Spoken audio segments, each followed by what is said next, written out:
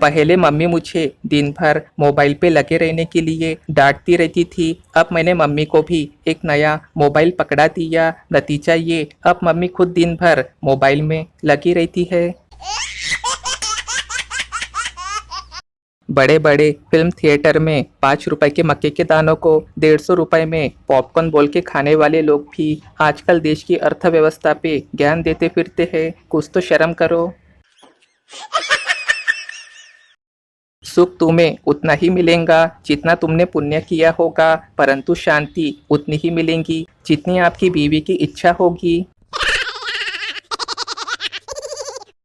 पत्नी बोली, सुनो जी, जब हमारी नई नई शादी हुई थी और मैं खाना बनाकर लाती थी तो तुम खुद कम खाते थे और मुझे ज़्यादा खिलाते थे। अब ऐसा क्यों नहीं करते हो? पति बोला, वो इसलिए, अब तुम खाना अच्छा जो बनाने लग गई हो। पत्नी बेहोश।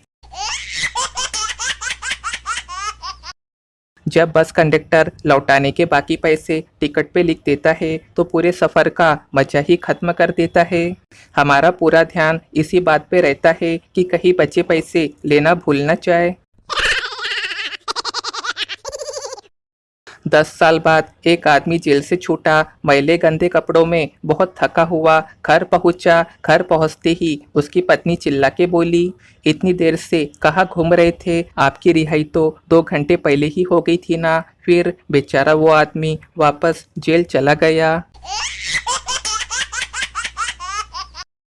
उम्र 40 पार करते ही स्त्री की सुंदरता 4 गुना और पुरुष की आशिकी 8 गुना बढ़ जाती है।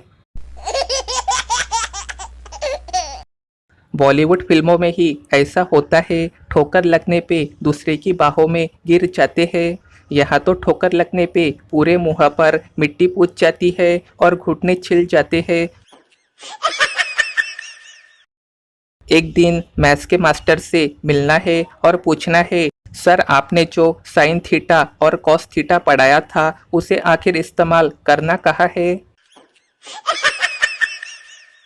टैक्सी में बैठ के जाते समय रास्ते में ड्राइवर से, भैया दिन भर में कितना कमा लेते हो, ये नहीं पूछा तो आप एक सच्चे भारतीय नागरिक नहीं हो।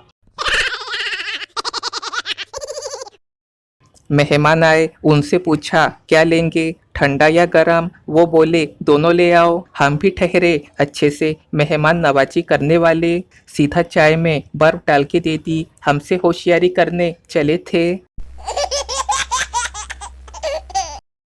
मनाली का नाम मनाली कैसे पड़ा? बहुत समय पहले रूठी हुई पत्नी को मनाने के लिए कुछ दिनों के लिए पहाड़ियों के सैर पे ले जाया जाता था। इसी दौरान घर वाले फ़ोन पे पूछते थे, मनाली क्या?